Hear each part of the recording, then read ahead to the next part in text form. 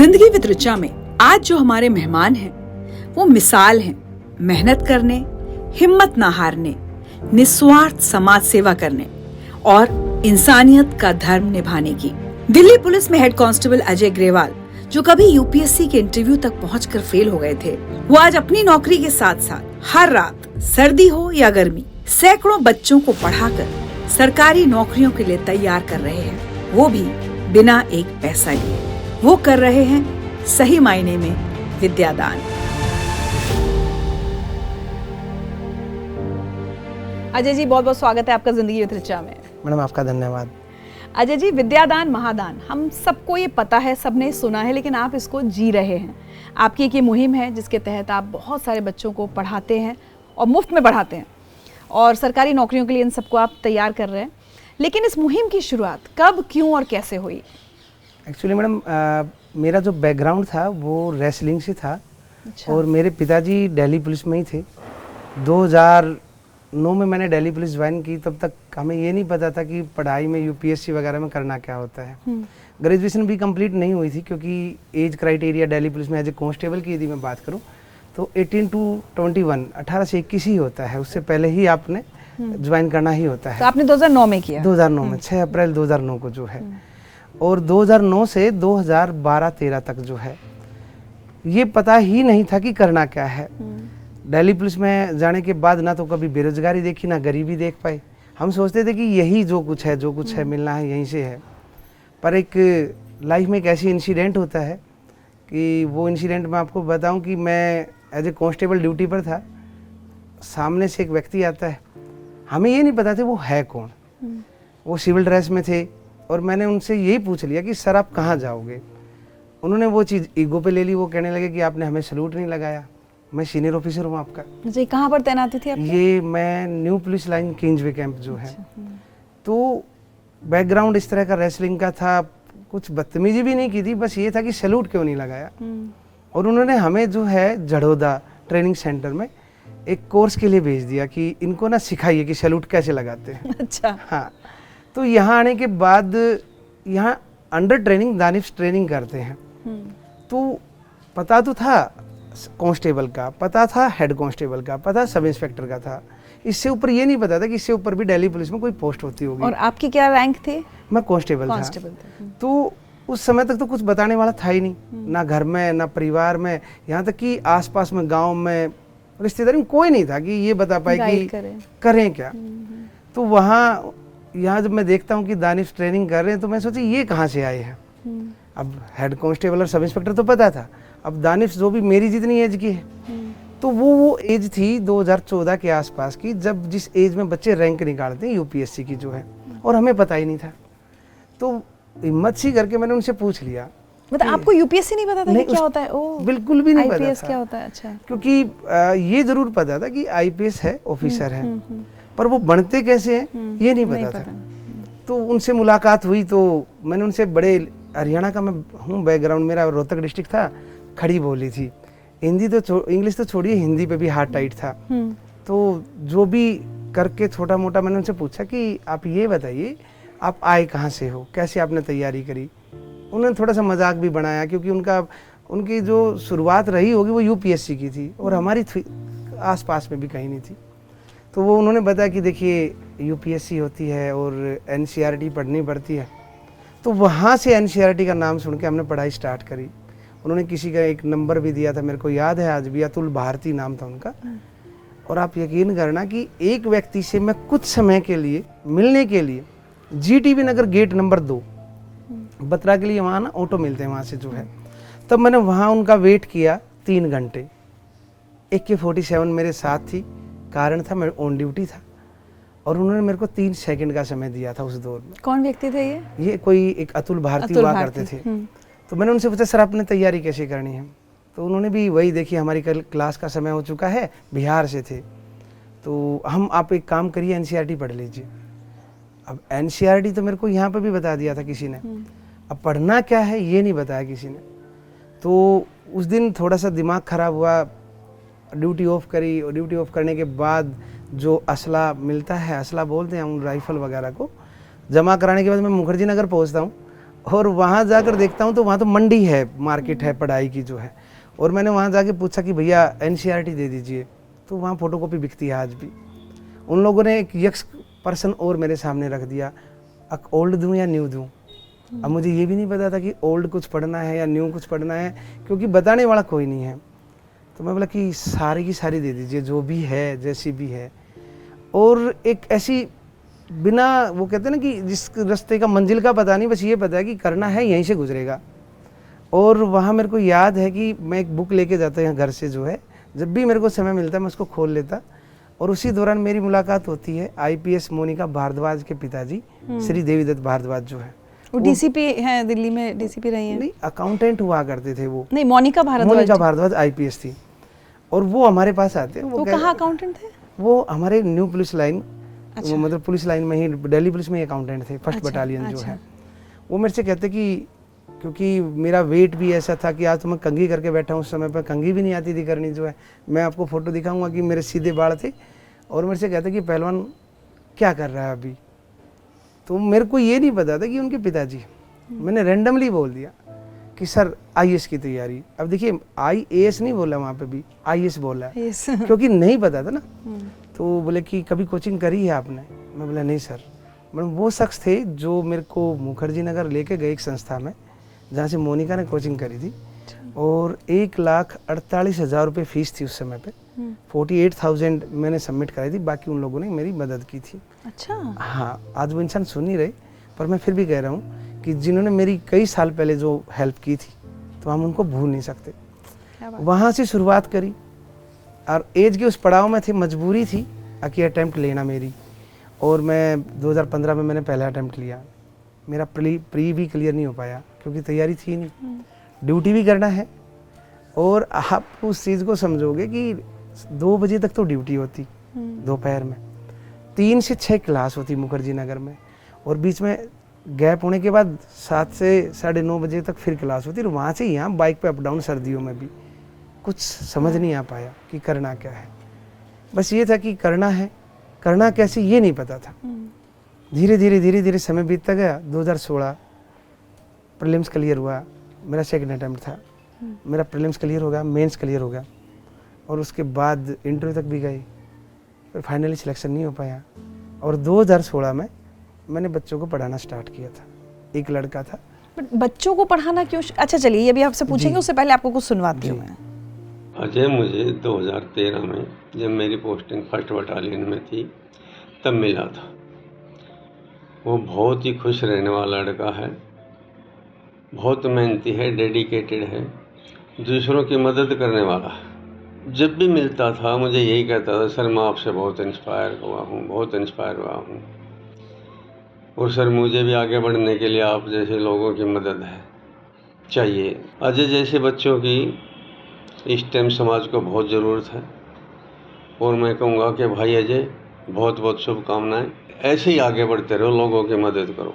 अरे मैडम, यही वो भगवान तुल्य इंसान है जिन्होंने हमें इस मोड़ तक पहुंचा दिया। हाँ बिल्कुल। और ये तो मेरे लिए सरप्राइज था। नहीं तो अब एक बात बताइए, तो 16 में आप मेंस तक आपने क्लियर किया, इंटरव्यू तक पहुंचे, लेकिन आपका सिलेक्शन फिर नहीं हुआ। और उसके बाद उस समय की निराशा, वो टाइम याद करके बताइए कैसा था? निराशा बहुत थी, परंतु उसके साथ साथ ना कुछ होप भी थी।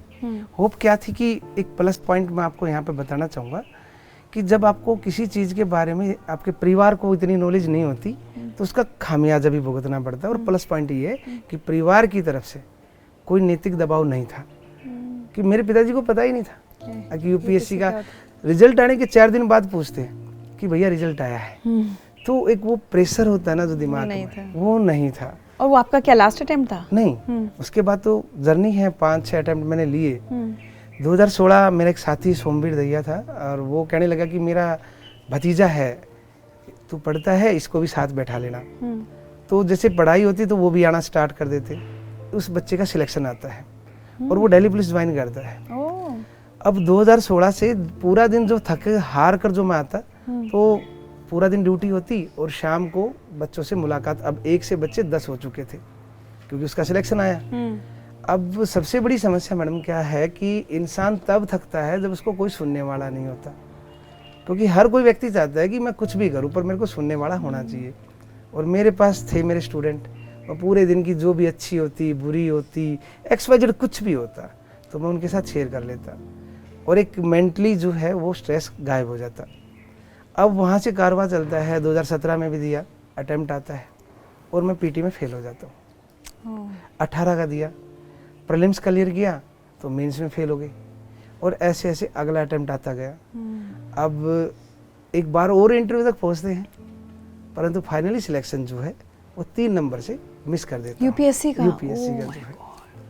उसके बाद 2020 फाइनल, और रियलिटी बात ये थी कि लास्ट अटेम्प्ट था, और मेरी सबसे बड़ी गलती जीवन की ये रही कि मैंने अपना ऑप्शनल आखिरी अटेम्प्ट में चेंज कर लिया, क्योंकि मेरा मीडियम हिंदी था और हिंदी मीडियम का रिजल्ट आता नहीं है। तो सर है विकास दिव्यकीर्ति सर, वो बोले कि आप एक काम करिए, हिंदी साहित्य को ले लीजिए। जो है हिंदी साहित्य लिया, तो मैं कोई झिझक नहीं है बताने में कि रियलिटी है कि जब तक बूढ़ी काकी पढ़ी, समानांतर कहानियाँ पढ़ी तो समझ में आया, परंतु जब कबीर पढ़ा और रसखान पढ़ा तो वो बिल्कुल समझ में नहीं आ पाया, और मैं वहाँ से दौड़ से बाहर हो जाता हूँ। तो एक जर्नी 2015 से 2020 तक कुछ लेके भी आई, और रियलिटी आपको मैं बताऊँ कि मेरे स्टूडेंट्स कुछ यहाँ पे भी हैं मेरे साथ। जब मेरा इंटरव्यू था तो वो यूपीएससी भवन गए थे, और आप यकीन करना कि 20 से 22 बच्चे थे। दुनिया के साथ तो किसी के माता पिता आते, मेरे स्टूडेंट मेरे साथ 20-22 संख्या में गए थे, और वो इतने खुश थे कि जैसे मैं बाहर निकल के आया तो उन्होंने दूर से इशारा किया, वो डिवाइडर है सांझा रोड पर, तो कैसा गया? तो मैंने कहा कि अच्छा गया, क्योंकि भीमसेन बसी साहब मेरे कमिश्नर थे दिल्ली पुलिस के, वो यूपीएससी के मेंबर थे। तो उन बच्चों ने वहीं जो डांस जो रोड के बीच में ही करना स्टार्ट किया, और जिस पुलिस स्टेशन में पोस्टेड था, पंजाबी बाग पुलिस स्टेशन, तो उन लोगों ने भी बड़ा साथ दिया मेरा SHO थे राजीव भारद्वाज जी। वो इतना खुश थे कि पूरा 48 मिठाइयों के डिब्बे उन्होंने बंटवाने के लिए रख रखे थे, और वो मेरे लिए बड़ा इमोशनल डे था कि मेरा फाइनल सिलेक्शन नहीं हो पाया था। उन्होंने मेरे पास कॉल किया कि रिजल्ट क्या है, और सच्चाई थी कि मेरे जो अंगूठे थे वो फ़ोन की स्क्रीन पर चल नहीं रहे थे, क्योंकि मेरा रोल नंबर वहाँ पे था नहीं, और वो बताना बड़ा मुश्किल काम था। तो ये तो एक जर्नी थी, डेस्टिनेशन फाइनल नहीं पहुँच पाई, पर इन बच्चों के साथ मिलके चलते गए, और मेरा सौभाग्य है कि आज मैं आपके सामने बैठा हूँ। तो जब आप खुद की तैयारी कर रहे थे, उसी दौरान आपने एक बच्चे से शुरुआत हुई, फिर वो धीरे धीरे बढ़ते गए, आपने बच्चों को साथ में तैयारी करानी शुरू कर दी। और यूपीएससी की या मतलब बाकी किसी भी सरकारी उसके इम्तिहान की? एक्चुअली मैडम क्या है कि जो हमारा मिडिल और लोअर मिडिल क्लास है ना, हम यूपीएससी में एक बात सुनते थे कि प्लान ए के साथ साथ ना प्लान बी का होना जरूरी है। पर मैं थोड़ा सा उल्टा कहता हूँ, मैं कहता हूँ कि हम मिडिल क्लास वाले बच्चों के पास हमें मजबूरी बस पहले प्लान बी रेडी करना पड़ता है। रीजन है कि beggars can not be chooser. अब वो बच्चे, हम उन बच्चों को पढ़ाते हैं जो जिनका है नहीं बैकग्राउंड जो है, और आज ये बच्चे जो बैठे हैं, हम कभी किसी को ये नहीं बोलते कि आप CGL की तैयारी करो या CHSL की करो। हम कहते हैं भैया सब्जेक्ट है 4, मैथ्स है, रीजनिंग है, GS है और इंग्लिश है। आप इन 4 सब्जेक्ट्स की तैयारी करो। ये 4 सब्जेक्ट्स ही गवर्नमेंट जॉब में हर जगह छोड़कर यूपीएससी को हर जगह ही काम आते हैं। इनकी संख्या कम या ज्यादा कर लेते हैं। CGL में है, इंग्लिश का पोर्शन ज्यादा रख दिया। CGL क्या हुआ? कंबाइंड ग्रेजुएशन लेवल जो है, इसमें इनकम टैक्स इंस्पेक्टर्स वगैरह जाते हैं। ठीक है, वो थोड़ा समझाते चलिए हमको। जी। और जैसे CAPF है, जिसमें sub inspector in Delhi police and paramilitary forces है, उसमें इंग्लिश का पोर्शन ज्यादा है। कांस्टेबल्स है दिल्ली पुलिस जो है, उसमें इंग्लिश आती ही नहीं है बिल्कुल भी। तो सब्जेक्ट 4 है, छोड़कर टीचर्स को जो है, टीचर्स में चाइल्ड साइकोलॉजी वगैरह है, ये अलग चीजें हैं। तो हम इनको सिर्फ और सिर्फ ये 4 सब्जेक्ट पढ़ाते हैं। ठीक, हम कहते हैं कि जो भी हो आप ट्राई करो। और गाइडेंस कितनी ज़रूरी है, क्योंकि कई बार बच्चों को पता ही नहीं होता किस एग्जाम में बैठना है, कहाँ अप्लाई करना है, वो सब भी आप लोग करते हैं, गाइड करना? जी मैम, एक्चुअली मार्गदर्शन की भूमिका तो सबसे अहम है। जैसे महाभारत की लड़ाई में कर्ण जो था अर्जुन से बड़ा योद्धा था, परंतु सारथी की भूमिका अलग है। उनके सारथी श्री कृष्ण जी थे। सही बात। और यदि आप विदाउट मार्गदर्शन तैयारी करते रहोगे तो ये पता ही नहीं होगा, क्योंकि यूपीएससी और स्टेट PCS वगैरह में ये जरूरी नहीं है कि आप पढ़ क्या रहे हो, जरूरी ये भी है आपने छोड़ना क्या है, क्योंकि हर चीज़ तो पढ़ने की है ही नहीं। आप इतनी मोटी किताब लेकर बैठोगे, सारी चीज़ नहीं पढ़नी है। यूपीएससी के बारे में कहते हैं कि ये हमारा पर्सनल, यदि मैं कहूँ, मेरा खुद का एक्सपीरियंस था। अगर यूपीएससी कहती है कि आप किसी चीज़ में महारत हासिल मत कीजिए, सबके बारे में पता होना चाहिए, सबके बारे में पता होना चाहिए। तो 2015 में आपने खुद यूपीएससी की तैयारी शुरू की, 2016 में आपने साथ में एक बच्चे को पढ़ाना भी शुरू किया, और 2020 में आपका आखिरी अटेम्प्ट था, जिसके बाद आप यूपीएससी नहीं दे पाए, दे नहीं सकते थे। तो 16, 17, 18 वो 4-5 साल आप साथ साथ बच्चों को पढ़ाते रहे। तो 2020 तक वो बच्चों की संख्या कितनी हो गई?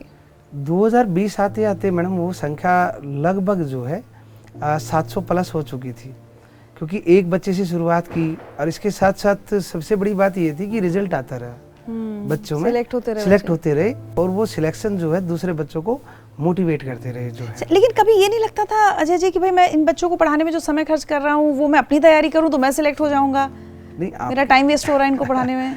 आपकी बात बिल्कुल ठीक है, और हम यूपीएससी में देखते भी यही है, जो तैयारी करते हैं वो एकदम फोकस हो के करते हैं। आप यकीन करिए, जो मेरी शुरुआत थी वो मैं पुलिस की नौकरी करते करते ये काम स्टार्ट किया था, और पुलिस की नौकरी में आपके लिए सदा अच्छा रहे ऐसा होगा नहीं। ऐसी भी थी कि गेट पर ड्यूटी है, ट्रैफिक आने जाने लग रहा है, साथ में मैं कभी, आपको एक और बात, मैं कभी लाइब्रेरी में नहीं पढ़ पाया, क्योंकि मेरी शुरुआत रोड पर थी।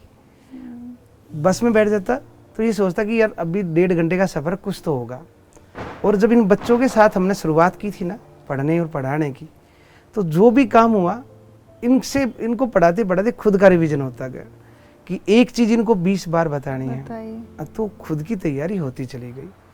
क्योंकि एक बात है मैडम, हमने कहीं सुनी थी कि यदि आप स्टूडेंट बन के रहोगे तो एक लिमिट तक सीख पाओगे, और यदि आपने ट्रांसफ़र करना सीख लिया तो वो आपकी जीवन शैली का हिस्सा होगी। क्या बात। तो कभी ये स्वार्थ मन में नहीं आया कि मैं सिर्फ अपनी पढ़ाई पर ध्यान दूं, बच्चों को ना पढ़ाऊं?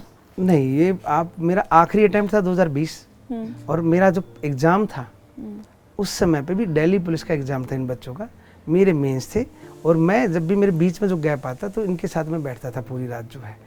ये कई बार कहते कि भैया आपके मेंस है, तो मैं हमेशा इनको एक बात कह के थोड़ा सा शांत करता कि मेरे पास यदि नौकरी आएगी तो एक आएगी, और आप लोग नौकरी लेके आओगे तो बहुत सारी आएंगी जो है। अच्छा, ये सोच कैसे आई कि भाई मैं गरीब बच्चों को फ्री में ही पढ़ाऊंगा? क्योंकि आजकल तो आप देख रहे हैं कोचिंग तो कितना बड़ा बिजनेस है। जी बिल्कुल। आप भी कर सकते थे वो काम कि चलो सिलेक्ट नहीं हुआ लेकिन पैसे तो कमा सकते थे बहुत। एक्चुअली मैडम, अभी आपको बताया कि देवी दत्त जी ने जो मेरी मदद की थी, और यदि मैं पैसे की बात करूं तो पैसे से वो संतुष्टि नहीं मिलती। आप यकीन करिए कि जब बच्चे का सिलेक्शन होता है, अब उनकी जो माँ है, उनके जो पिताजी हैं, उनके चेहरे पर जो चमक आती है, और जिस नज़र से वो मुझको देखते हैं ना, तो शायद मैं पैसा लेता तो वो नहीं मिल पाती। और वो मेरे को ना सर नहीं बोलते, बच्चे जो है भाई ही बोलते हैं, घर परिवार से लेकर हर चीज़ मेरे से बातचीत करते हैं।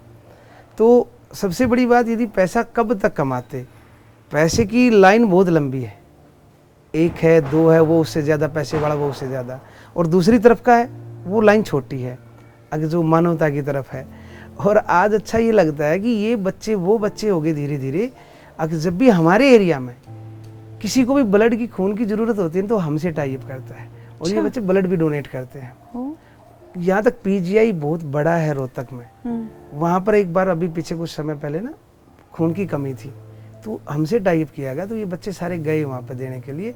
पैसे से वो नहीं होता ना, अब ये सबसे बड़ी बात है। और मैं सुना आपने बच्चों से पेड़ भी लगवाते हैं सबको? हाँ बिल्कुल मैडम। एक्चुअली क्या है कि पर्यावरण की तरफ हम थोड़ा सा ये था कि हमने एक थोड़ा सा ना बच्चों को फीस के रूप में हमने क्या बोल रखा है कि आप क्लास में तब बैठोगे जब पेड़ में पानी डाल के आओगे। अच्छा, और ये पेड़ कहाँ लगे हुए हैं? ये पेड़ हमारे आसपास में ही हैं। और जैसे कि इनको ना एक बात बताइए कि यदि आपने पेड़ जिंदा रख दिया ना, लगाना काम तो दुनिया लगा देगी, पालना भी तो है। यदि आपने अच्छे से उसको पाल दिया तो आप ये लगा ली, आपकी नौकरी पक्की है। इनको मैं ऐसा बोलता रहता हूँ, और ये उस चीज़ को समझ भी पा रहे हैं। आज बड़ है, पीपल है, नीम है, यही पेड़ हम ज़्यादा लगाते। अब ये बच्चे जो पेड़ लगाते हैं ना, तो हम इनको बोल दें कि आने वाली जनरेशन देखेगी कि मेरे दादाजी ने लगाया था, और आप पहचान बता पाओगे। तो ये चीज़ें भी साथ साथ चलती रहती है। तो यही पर्यावरण में लगे हुए हैं, क्योंकि वो भी बहुत ज़रूरी है। नहीं, सही बात है। अच्छा, तो 2016 से लेकर ये 2024 आ गया, 8 साल में आपके पढ़ाए हुए कितने स्टूडेंट सरकारी नौकरियों में जा चुके हैं? एक्चुअली मैडम, अभी जो ताज़ा रिजल्ट आया हमारा, जो लोगों के चर्चा का विषय बना, 719 बच्चे हमारे दिल्ली पुलिस में एक बैच में गए हैं अभी जो 4 मार्च और 8 मार्च और 1 जुलाई को Delhi police training centre Jharoda, Wazirabad and Dwarka गए। 719 बच्चे वो थे अगर जो फाइनेंशियली बिल्कुल जीरो हैं। कई तो ऐसे थे जिनके पूरे खानदान में पहली नौकरी थी और अभी वो ट्रेनिंग कर रहे हैं वहाँ वजीराबाद जो है।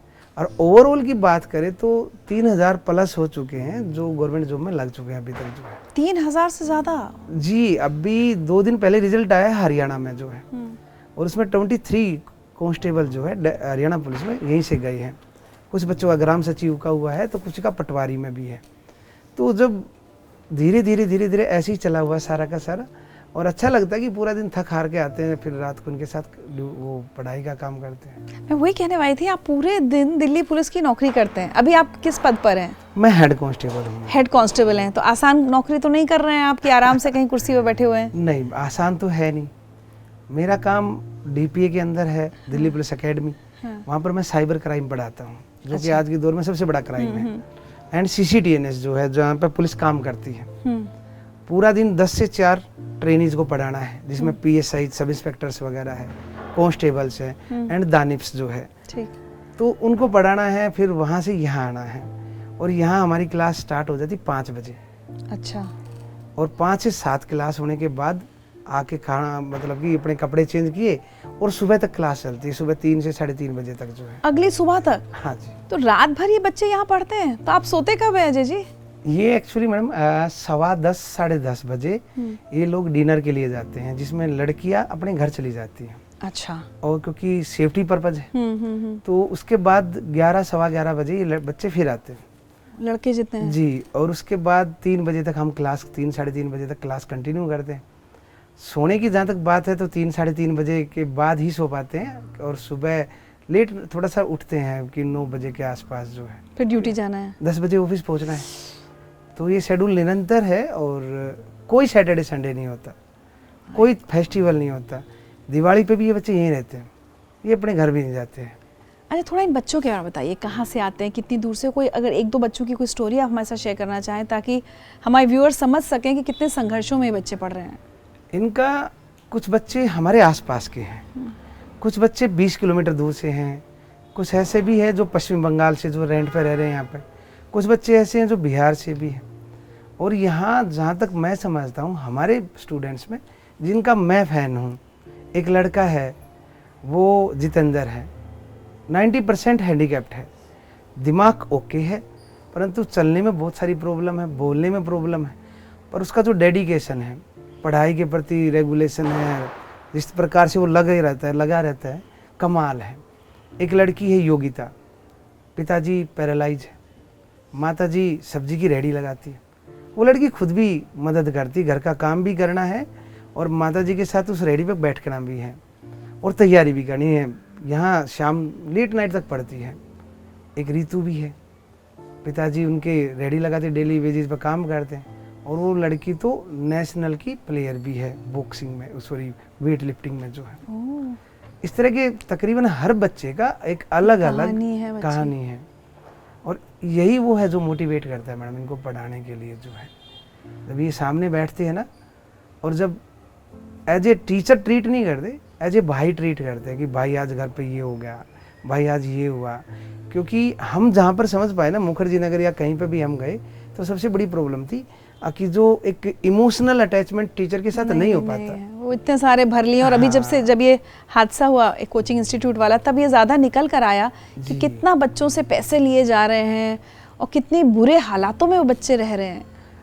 ये रियलिटी है मैडम कि मैं मुखर्जी नगर पुलिस स्टेशन में भी था, तब हमने देखी थी कि बच्चों को एक ऐसी अंधी दौड़ में भगा दिया कि आप रैंक 1 आओगे तो आपको थार गाड़ी मिलेगी, आपको बुलेट्स मिलेगी बुलेट चलाने के लिए। अब बेचारा जिनकी रैंक नहीं आई उसका क्या कसूर है, उसका तो मोरल डाउन हो गया ना। और ये तो वही बात है कि आप ओलंपिक में मेडल लेके आइए, हम आपको पैसे से लबालब कर देंगे। हम कह रहे हैं कि वो पैसा यदि पहले दे दिया जाए तो मेडल्स की संख्या बढ़ जाएगी। तो इन बच्चों को जैसे आपने कहा कोई पश्चिम बंगाल से भी है, कोई राजस्थान से, तो इनको आपके बारे में पता कैसे चलता है? ये हमने पिछले साल जो है एक यूट्यूब चैनल वैसे ही बना लिया, विद्यादान महादान के नाम से ना? विद्यादान महादान के नाम से, क्योंकि पहले ना हम ऑफलाइन पढ़ाते थे। अब संसाधन सीमित है क्योंकि एक सैलरी में तो इतना ही हो पाएगा। हम पीछे सिर्फ फ़ोन रख देते हैं, क्लास चलती रहती है फ़ोन रख देंगे, तो बच्चे जुड़ते गए, उन्होंने हमारे पढ़ाने का तरीका अच्छा लगने लग गया, तो रूम लेके रह रहे हैं यहाँ पर वो। अच्छा, तो आप क्या ऐसे YouTube पर लाइव करते रहते हैं हाँ, अपनी क्लास को? हम लाइव ही चलाते हैं क्योंकि मैंने कहा कि संसाधन इतने नहीं है कि हम उसको कट करेंगे, पेस्ट करेंगे, हमें जो बोलना है वो लाइव में ही चलेगा। और हम तो अभी भी यही बात कहते हैं कि सिर्फ और सिर्फ अच्छे से मार्गदर्शन बढ़िया हो, सिलेक्शन बनता है। क्या बात है, चलिए आपको कुछ सुनवाते हैं। और मैं कीर्ति गरेवाल हरियाणा पुलिस में एज अ कांस्टेबल सिलेक्ट हुई हूँ। मैं भाई की गाइडेंस में ही पढ़कर इस मुकाम तक पहुंची और आशा करती हूँ कि भाई की गाइडेंस में रहकर ही आगे सिविल सर्विसेज की ओर भी रुझान करूँ और उनके सपने को भी पूरा करूँ, क्योंकि वो IAS बनना चाहते थे लेकिन उनका सपना पूरा नहीं हो सका। तो चाहती हूँ कि मैं उनका सपना पूरा करूँ और अजय भाई की गाइडेंस में रह के ना जाने कितने ही बच्चों ने अपने सपनों को पंख दिए हैं। और है भी जी। जैन साथियों, मेरा नाम संजय लाउत है। मैं SSB में एज ए सब इंस्पेक्टर कार्यरत हूँ। अभी मेरी पोस्टिंग UP बॉर्डर पे है। मैं अजय भाई से पढ़ता था और उनके मार्गदर्शन में मैंने CPO का एग्ज़ाम क्लियर किया, CGL का क्लियर किया, दिल्ली पुलिस ड्राइवर का, दिल्ली पुलिस हेड कांस्टेबल का, दिल्ली पुलिस सिपाही का, हरियाणा सिपाही का। और अजय भाई बहुत अच्छा पढ़ाते हैं और वो बिल्कुल मतलब क्या करते हैं, निस्वार्थ भाव से बच्चों की सेवा करते हैं। एक और कमाल है।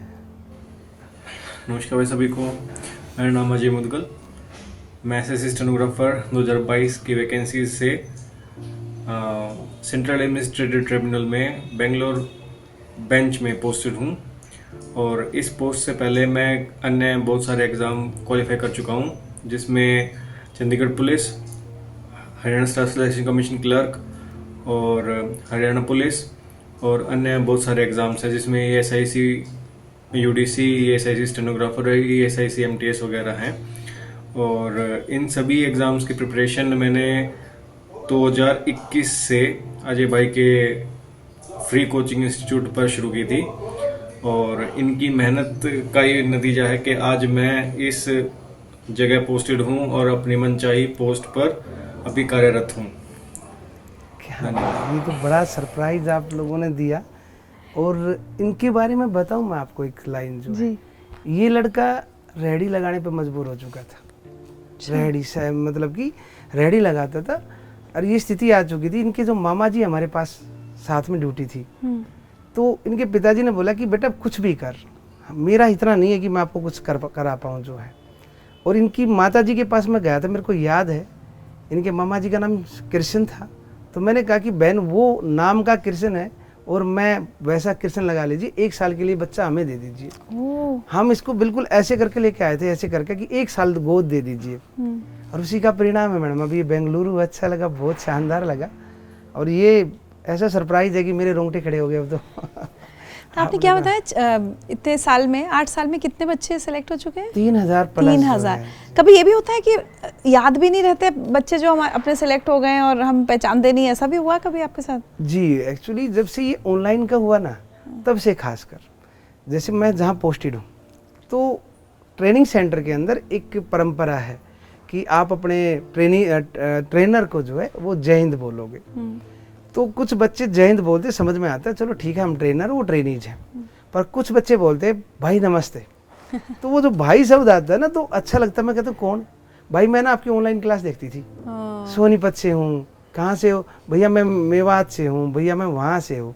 तो आप उसको जानते नहीं और वो लड़की आपके पास आके बोलती है कि मेरे परिवार में मैं पहली लड़की हूँ, घर वालों ने शादी के लिए बोल दिया था और मैंने कहा कि अब एक मौका दे दीजिए। अब घर वाले उनकी शादी के 3-4 साल टाल भी दिया है। सिलेक्ट हो गए? जी, सिलेक्ट हो गई है। क्या बात है। बट अजय जी, क्या होता है ना, जैसे आपने इन बच्चों का संघर्ष बताया, कई बार पढ़ाई काफ़ी नहीं होती इनको, एक तरह से जैसे आपने कहा था कोई सुनने वाला चाहिए, एक मॉरल सपोर्ट, हिम्मत देने वाला।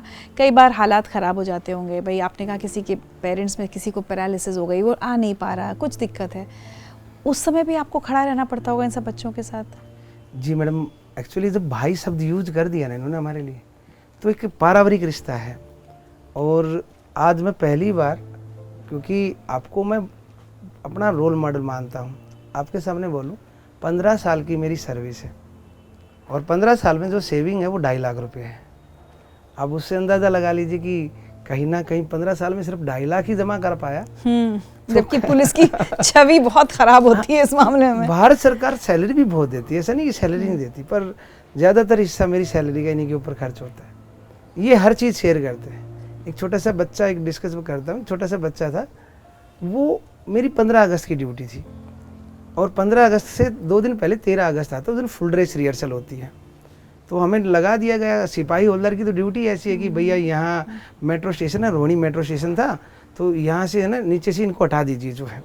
और एक छोटा सा बच्चा वो बड़े अच्छे शब्द लिख रहा था बैठे बैठे, कभी स्कूल नहीं गया था, तो मैं गया था उनको भगाने के लिए कि चल उठ कर यहाँ से दूर चले जाओ। और उसकी माताजी नहीं थी, पिताजी थे, वो स्मोकर थे, ड्रंकर्ड थे, वो नशा पता करते थे। जब उसके हालात देखी और उसकी राइटिंग देखी, मैं उसको भगा नहीं पाया। मैं उसको स्कूल लेकर गया, प्रिंसिपल से रिक्वेस्ट करी। अब उसके बच्चे की फ़ीस भी हमने दी और आज वो बच्चा 8वीं 9वीं क्लास में हो चुका है। अरे वाह। और उसके पिताजी को हमने याद है कि ई रिक्शा अपनी सैलरी से लेके दी थी कि भैया आप ई रिक्शा चलाइए और जो कमाए उसका कुछ हिस्सा हमें दे दीजिए, जो हमारी, हम आप पर कोई एहसान नहीं कर रहे हैं, आपको ये भी थोड़ी जिम्मेदारी हो।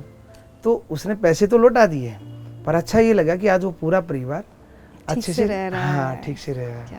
अच्छा, आपका अपना बचपन कैसा था? गरीबी थी या ठीक थे? मेरे जो दादाजी थे ना मैम, वो आर्मी में थे और ज्वाइंट फैमिली था।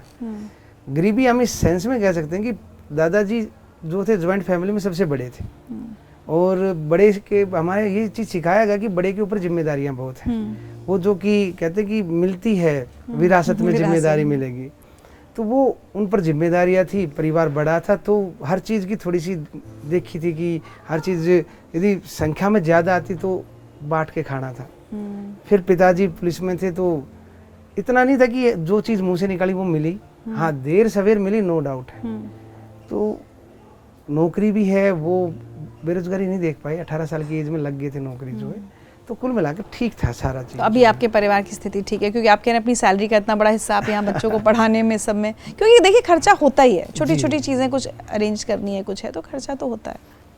बहुत सारे लोग इंसान पूछते हैं हमसे कि कहीं ना कहीं तो लेते होंगे, कुछ ना कुछ तो करते होंगे। अच्छा, पुलिस की नौकरी में करते हैं? हाँ, ये यहाँ पे भी। अच्छा, यहाँ जब लेते पहली हैं बार बच्चों कोई से। सुनता है ना, हाँ। तो यही कहता है कि नहीं वो झूठ बोलते होंगे, कुछ ना कुछ तो ले लिया होगा, ऐसे थोड़ी ना होता है। तो हम ही कहते हैं भैया ठीक है, आप इन बच्चों से पूछो और हम क्यों एक्सप्लेनेशन दें उस चीज़ की, हमारा मन है हम कर रहे हैं। दूसरी बात, अगर जब ये बच्चे आते हैं ना, इनसे एक फीस जरूर लेता हूँ। वो फीस है कि यदि खुद कामयाब हो जाओ तो किसी एक गरीब बच्चे का हाथ पकड़ लेना, क्योंकि बागवान बनना बहुत ज़रूरी है। माता पिता तो हर कोई बनता है, आप बागवान भी तो तो बनो। आपके स्टूडेंट्स ऐसे हैं जो खुद से जब सिलेक्ट हो जाते हैं तो किसी को पढ़ाते हैं? जी, एक्चुअली अभी मैडम 26 से 27 गांव हम में स्क्रीन चली हुई है, यहाँ से ऑनलाइन क्लास होती है, बच्चे वहाँ बैठते हैं। और कुछ बच्चे ऐसे हैं जो खुद दिल्ली पुलिस में हैं, जो हमारे स्टूडेंट हैं, अपने गांव में 3-4 बच्चों को ऐसे ग्रुप में बैठा के पढ़ाते हैं, वो भी फ्री ऑफ कॉस्ट है। क्या बात है। शुरुआत है, एक छोटी सी शुरुआत, अब बड़ी मुहिम में थोड़ा थोड़ा चेंजमेंट होने लग गया। क्या बात है। क्योंकि पैसे वाला तो मुखर्जी नगर चला गया, राजेंद्र नगर चला गया, गरीब कहाँ जाए जो है, सबसे बड़ी प्रॉब्लम है। यदि उसने पैसे लगा भी दिए तो ये गारंटी नहीं है कि मार्गदर्शन अच्छा होगा। वो तो वही बातें हैं कि आपको तब तक टीचर जानते हैं जब तक आपने फीस नहीं दी है, फीस देने के बाद तो टाटा कर देते हैं वो लोग, सच्चाई है। बड़े बड़े कोचिंग इंस्टीट्यूट्स में हाँ, हालात यही है, सपने तो है ना मैडम। अच्छा, ये भी होता है कि कभी उन बड़ी कोचिंग इंस्टीट्यूट्स को छोड़ के बच्चे आपके पास आए? हाँ, अभी मुश्किल से 15 दिन पहले इसी क्लास में बच्चे बैठे हैं, 3-4 बच्चे हैं जो बड़े, जो नामी गिरामी इंस्टीट्यूट है मुखर्जी नगर से, और वहाँ पढ़ते थे।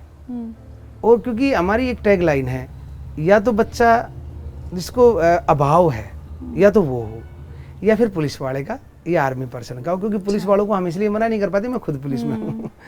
और आर्मी पर्सन वो तो महान है जी, उनके सामने तो हम कुछ भी नहीं है, हम उनको बिल्कुल कहते हैं जी आपके लिए तो हम तैयार हैं हर चीज़ में जो है। तो उनके बच्चों को आप पढ़ाते हैं? हाँ, उनके बच्चे भी आते तो हैं। खैर बच्चे तो अब सभी पढ़ ही रहे हैं।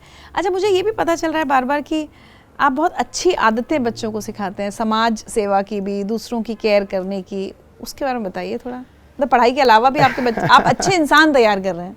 ये बात थी मैम, एक्चुअली हम बच्चों को एक ही बात कहते हैं कि यूपीएससी जैसी संस्था जो है वो भी ये कहती है कि 2011 के बाद एथिक्स का पेपर उन्होंने ऐड कर दिया।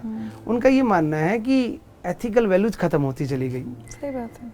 अब हमने क्या किया, जैसे अभी इसी साल जो है, एक ताज़ा उदाहरण मैं देता हूँ, झड़ौदा में ट्रेनिंग सेंटर में क्या था, फिजिकल के लिए बच्चे आए थे और वो ऑल ओवर इंडिया से आए थे, MP से, उत्तर प्रदेश से, अलग अलग जगह से जो है।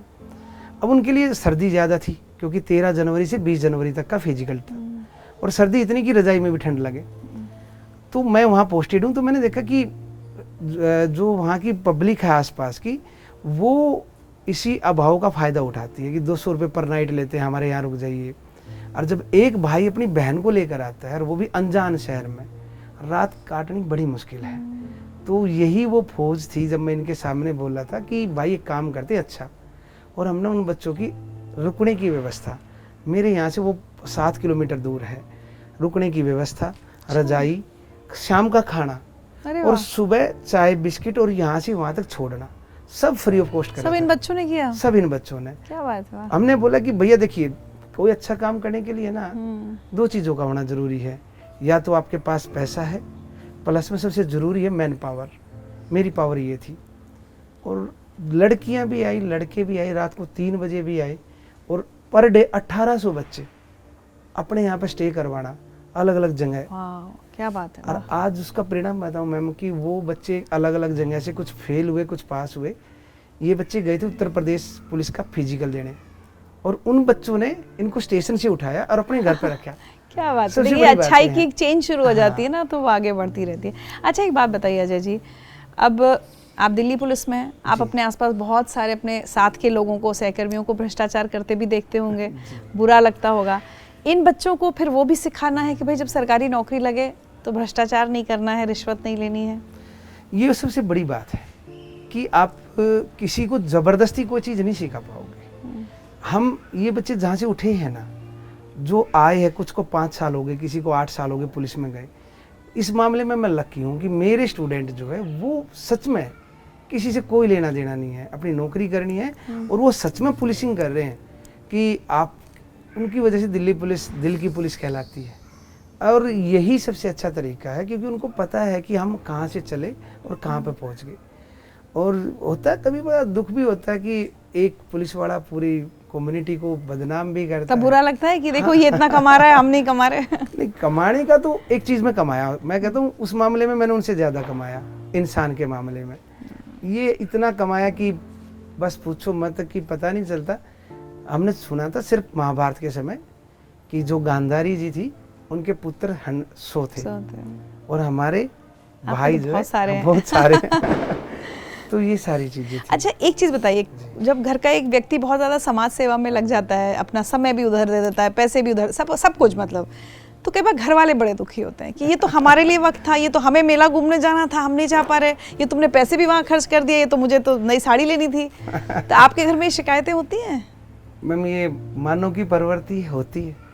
मैं ये कहूँ नहीं होती, वो तो गलत है। और मैं तो कहता हूँ कि अब धीरे धीरे कम होने लगी, क्योंकि शायद उन्होंने भी अडोप्ट कर लिया इन चीज़ों को।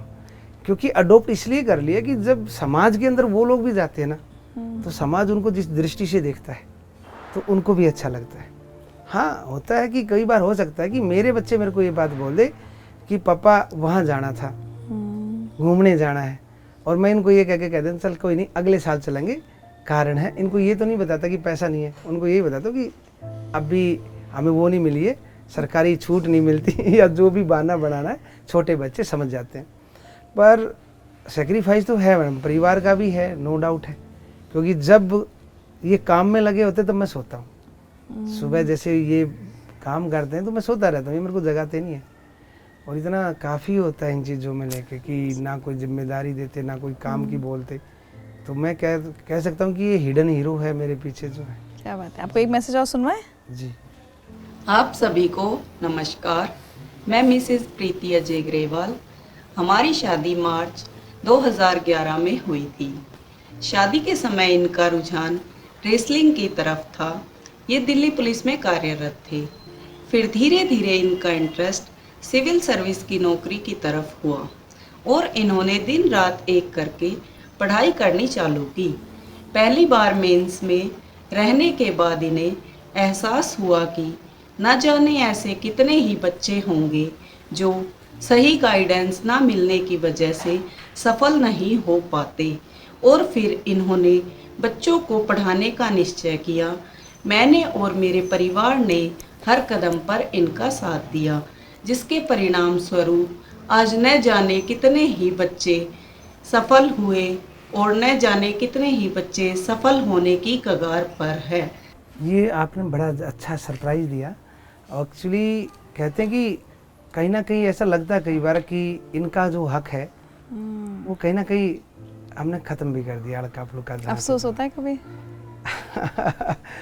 अफसोस तो नहीं कह सकते, परंतु एक मन में आता है कि इनका जो समय कहीं ना कहीं हमने दूसरी जगह दिया, पर वो चीज़ की भरपाई हो जाती है बाद में कि जब बच्चे सिलेक्ट होके आते तो इनको भी कहीं ना कहीं दुआएं मिलती हैं। सही बात है। तो ज़्यादातर आपके बच्चे पुलिस की नौकरियों में क्लियर कर रहे हैं, कहाँ सिलेक्ट हो रहे हैं ज़्यादा? ये ज़्यादातर एक्चुअली क्या है मैम, हमारे जो नॉर्थ इंडिया में है तो बच्चे ना ज़्यादातर पसंद करते हैं आर्मी और पुलिस की। रीज़न क्या है, ग्रामीण अंचल के बच्चे और बल्क में वैकेंसी आती है, 5,000 आई, 4,000 आई।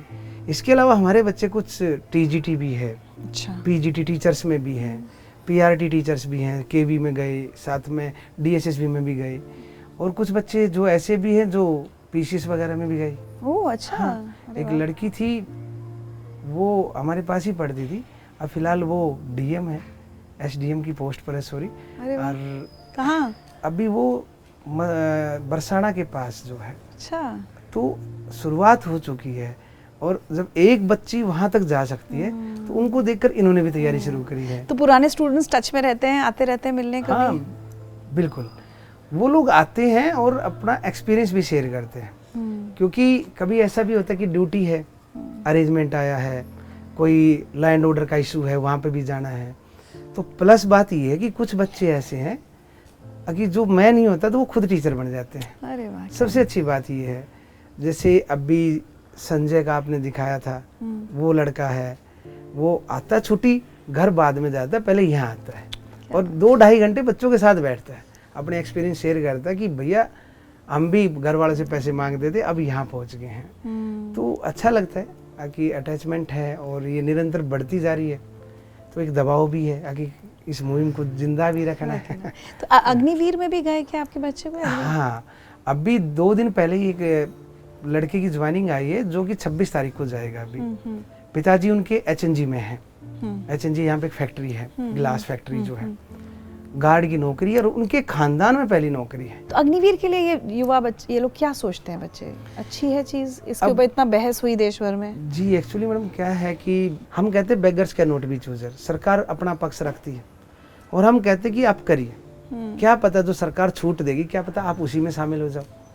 सोचने के लिए इतना कुछ होता नहीं है मिडिल क्लास और लोअर मिडिल क्लास के पास, उनके पास तो यही है।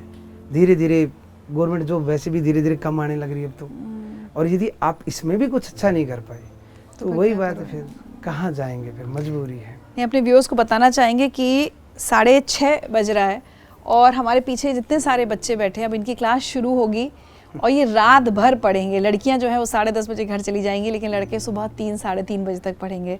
मतलब वाकई दाद देनी होगी आपकी हिम्मत की भी और इन बच्चों की हिम्मत की भी। लेकिन अजय जी, अभी कड़ाके की सर्दी आएगी या गर्मी जब है, बरसात है, कैसे कैसे पढ़ते हैं लोग?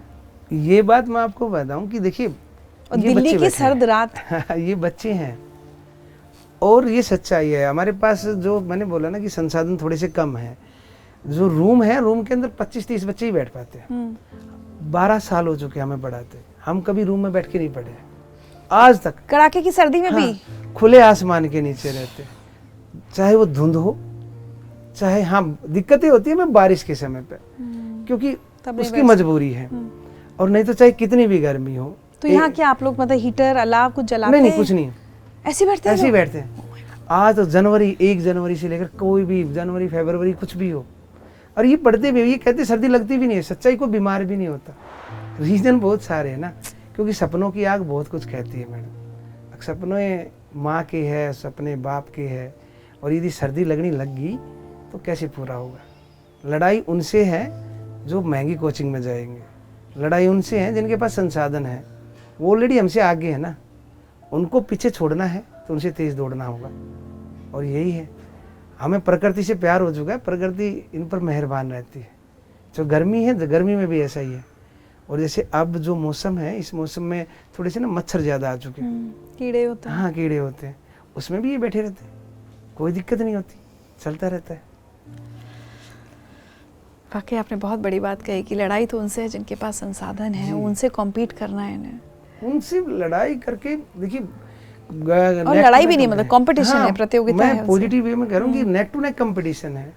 अब जो बच्चे एसी वाले कमरे में बैठे हैं, मैं इनको एक ही बात बोलता हूँ कि बेटा, कि जीवन में यदि आप सूखे पर चर्चा करोगे तो आपने खेत में जाना पड़ेगा, आपने धूप में खड़ा होने का, तभी व्यूज आएंगे निकल के। सूखे पर चर्चा करनी है, बिस्लेरी की बोतल आपने हाथ ले ली और एसी चला हुआ, कैसे कर पाओगे, कैसे व्यूज निकालोगे अपने अंदर से जो है। तो ये लोग सच में, आप ये अभी कोई 6th क्लास में, एक दो लड़कियां छोटी छोटी, उनके पिताजी कोई काम नहीं, आटा चक्की लगा रखी है, 6th क्लास में सरकारी स्कूल में पढ़ती है।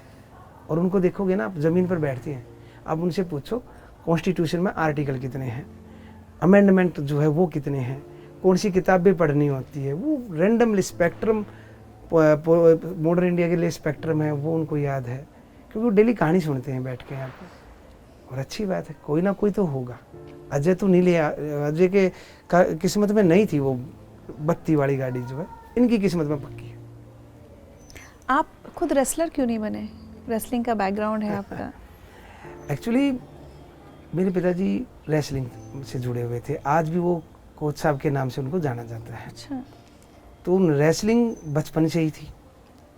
पिताजी ने कभी पढ़ाई के बाबत नहीं डांटा हमें, कभी भी नहीं। रेसलिंग के बारे में पिटाई खूब करी। रेसलिंग जैसे दंगल वगैरह में गए, कोई कुश्ती या कुछ भी होता तो गुस्सा करते। अच्छा, मना करते थे कि मत जाओ? नहीं, इसलिए कि कुश्ती हार के क्यों आए हो। अच्छा, हार के क्यों आए हो। और रेसलिंग के रिगार्डिंग उनका जो के प्रति उनका जो समर्पण था वो ज़बरदस्त था। और उसी की बदौलत है कि हम नेशनल में सिल्वर मेडल भी लेके आए 18 साल की एज से पहले। और दिल्ली अच्छा, पुलिस, आप सिल्वर लेकर आए नेशनल में? नेशनल में। और दिल्ली पुलिस ज्वाइन करने के बाद भी ऑल इंडिया पुलिस मीट में भी पार्टिसिपेट किया, सारी चीज़ हुई, पर फाइनली वहाँ तक नहीं पहुँच पाए। और मेरे पिताजी से कभी कोई भी पूछता है ना कि आपने अपने जीवन में कौन सी गलती करी, तो वो हमेशा कहते हैं कि मैंने अजय की रेसलिंग छुटवा के मेरी सबसे बड़ी गलती थी। क्योंकि रेसलिंग की तरफ आज भी इतना समर्पण है। इन बच्चों को पता है कि ट्यूसडे को मैं फास्ट रखता हूँ कि अजय भाई एक ही जगह जाके, उसका एक ही मंदिर है सामने अखाड़ा, आज भी उसी मिट्टी में, अब वो भी जो भी लगाते हैं पूजा करते हैं वही है। आज भी इतना पढ़ने के बाद भी हम कहते हैं जी यही है जो कुछ है, उसी के प्रति है। तो अजय जी रेसलर बन सकते थे, बहुत अच्छे बन सकते थे, नहीं बन पाए। यूपीएससी के लिए बहुत मेहनत की, मेंस क्लियर किया, इंटरव्यू तक पहुंचे, नहीं हो पाया। कई बार ऐसे लोग ना बहुत नेगेटिव हो जाते हैं कि अरे ना ऊपर वाला है, सब बेकार है, बहुत बिटर हो जाते हैं। आप इतने पॉजिटिव कैसे रह पाते हैं? और आप तो हज़ारों बच्चों की ज़िंदगियाँ बदल रहे हैं। ये वही हो पाया मैडम कि मैंने बताया कि इन बच्चों से का जो सिलेक्शन आया, अपने जीवन को लेकर शिकायत नहीं? नहीं, बिल्कुल नहीं है। मेरे को तो उम्मीद से ज़्यादा मिल गया। और मैं आज आपके सामने बैठा हूँ, मेरा सपना था। आपने मेरी बारे में सारी चीज़ बताई। मैं एक छोटी सी बात और बताना चाहता हूँ। आपका भी एक सपना था 1996 में अमिताभ बच्चन से मिलने का, और जो 2004 में कंप्लीट हुआ, 8 साल के बाद। मैंने कल ही इनको बोला था कि ये 8 साल का जो है ना, ये बड़ा ज़बरदस्त है। मेरा सपना था 2016 में आपके शो जिंदगी लाई मारने का। ये था कि मैं यदि अधिकारी बनूंगा ना, तो आईएएस बनने की खुशी नहीं होगी, खुशी होगी उस शो में बैठूंगा जहां गोविंद जायसवाल जी बैठे हैं। क्या बात है। और आज ठीक 8 साल बाद हम आपके यहाँ आ गए। तो जिंदगी से शिकायत नहीं है, क्योंकि बहुत कुछ भगवान ने दिया। और जो सोचा भी नहीं था कभी आपके सामने बैठने का, आज वो भी सपना पूरा है। अब और क्या सपने बचे हैं? अभी कुछ नहीं है। क्या बात कर रहे हैं? बस यही है कि लगे ही रहो। इतना जरूर बोलता हूँ कि समय से पहले बोलना घमंड है। एक हमारी कलीग थी, उन्होंने मेरे को बोल दिया कि अजय यदि तेरा सिलेक्शन फाइनली नहीं हो पाया तो दुख तो होगा। तो मैंने एक बात बोली थी कि यदि मैं आईएएस बढ़ा तो डीएम लगूंगा, और यदि नहीं बढ़ पाया तो हमारे हरियाणा में कहावत है, क्या तू डीसी लाग रहा है, हरियाणवी भाषा में। तो मैं उस दिन जरूर कहूँगा मैं डीसी तो नहीं बढ़ पाया, पर डीसी का बाप जरूर बनूंगा, ये गारंटी है। तो मेरी जनरेशन पक्की है। क्या बात। क्योंकि वो अभी से देख रही है इन चीज़ों को जो है। अच्छा, कभी आप किसी से डोनेशन मांगना, जैसे आप कह रहे हैं अब इतने कम संसाधनों में बच्चे पढ़ रहे हैं, भाई अच्छा लगे कि सर्दियां हैं तो बच्चों को हीटर मिल जाए कम से कम, तो आप कोई सुविधा किसी से मांगते नहीं, पैसे नहीं मांगते लोगों से कि भाई थोड़ा डोनेशन दे दो? उसका एक रीज़न है, उनका रीज़न ये लोग हैं, ये सीधी सी एक बात बोलते हैं। एक बार एक व्यक्ति ने हमें बोला कि आप सर्दी है और आप हमारे यहाँ पर पढ़ाइए जो है, उन्होंने हमें जगह दे दी। इन्होंने कहा कि भैया ऐसा है, हम अपने घर में बैठ के पढ़ेंगे, हम किसी दूसरे के, हम सर्दी में ही पढ़ लेंगे, कोई दिक्कत नहीं है। और सच्चाई इन लोगों ने कभी मेरे से शिकायत की ही नहीं है कि मेरे को सर्दी है, ये नहीं। ये कहते थे भाई इतना ही काफ़ी है कि आप रात भर हमारे साथ जागते हो। और जो सपना, रियलिटी बात है मैम कि मैं इनको एक ही बात बोलता हूँ कि मेरा तो हो नहीं पाया, मैं तो एज में वापस जा नहीं पाऊँगा, एक जन्म इंतज़ार करना होगा कब अगला जन्म होगा, फिर मैं यूपीएससी देखूँगा। आप लोगों ने कर दिया तो मेरा सपना पूरा है। तो संसाधन जहाँ तक मैं मानता हूँ कि इतने आड़े नहीं आते हैं। तो कभी किसी से हेल्प या डोनेशन वोनेशन कुछ भी नहीं लेते हैं आप लोग? अजय जी, मैं आपसे बहुत देर तक और लंबी बातचीत कर सकती हूँ, लेकिन मुझे पता है कि बच्चों की पढ़ाई का समय मैं ख़राब कर रही हूँ इस समय, और मैं बिल्कुल नहीं करना चाहूँगी जो बच्चे इतनी शिद्दत से रात भर बैठते हैं। लेकिन बस इतना सा कि चलते चलते अगर आप हमारे सारे व्यूअर्स से कुछ कहना चाहें तो आप क्या कहेंगे? जी, पहले तो पूरी टीम को मैं धन्यवाद देना चाहूँगा कि इस मंच के माध्यम से उन्होंने हमें कुछ बोलने का मौका दिया। बस मैं तो एक ही बात कहूँगा, यदि आपके पास यदि कुछ चीज़ है देने की तो विद्या से बड़ा दान नहीं है। मानते हैं, एक लाइन में बार बार कह रहा हूँ कि beggars can not be chooser. कई बार हम देखते हैं लोगों के बीच, अगर उनके पास पैसा है, वो टीचर्स के लिए भी कह रहा हूँ कि बहुत सारा पैसा है, उनमें होड़ है गाड़ियाँ बड़ी बड़ी लेने की, तो एक स्टेज के बाद उस भूख को ख़त्म करिए और किसी की मदद करिए। आप अपने बच्चों के साथ किसी गरीब बच्चे को भी पढ़ाइए, पैसे से मदद ना कर पाए तो विद्या से ज़रूर कर दीजिए, क्योंकि इसमें 3 जनरेशन उनकी, माता पिता की और आने वाली 3 पीढ़ियाँ का जहाँ पे सुधार होगा वो बहुत पुण्य का काम है। क्या बात है। हम तो ये चाहेंगे अजय जी, आप लेते नहीं हैं, लेकिन मैं चाहूँगी मेरे कुछ व्यूअर्स शायद आगे आएँ और आपके इन बच्चों की मदद के लिए कुछ एक कदम उठाने की कोशिश करें, और हम उम्मीद करेंगे कि आप तब इनकार नहीं करेंगे अगर कोई मदद के लिए आगे आएगा। उसके बारे में तो मैंने बताया कि मैं धर्म संकट में हो गया पर देखिए जो भी है, मैंने जब यही बोला ना कि आप लोग खुद पर्सनल कर लीजिए, पढ़ाइए, जो भी है, यदि हमें ज़रूरत होगी हम आपको ज़रूर याद करेंगे। चलिए, बहुत बहुत शुक्रिया अजय जी हमसे बात करने के लिए, बहुत अच्छा लगा, बहुत इंस्पायर्ड फील करके यहाँ से जा रही हूँ मैं। मैम हमें भी। और कुछ छोटे छोटे तोहफे हमारी तरफ से आपके लिए हैं।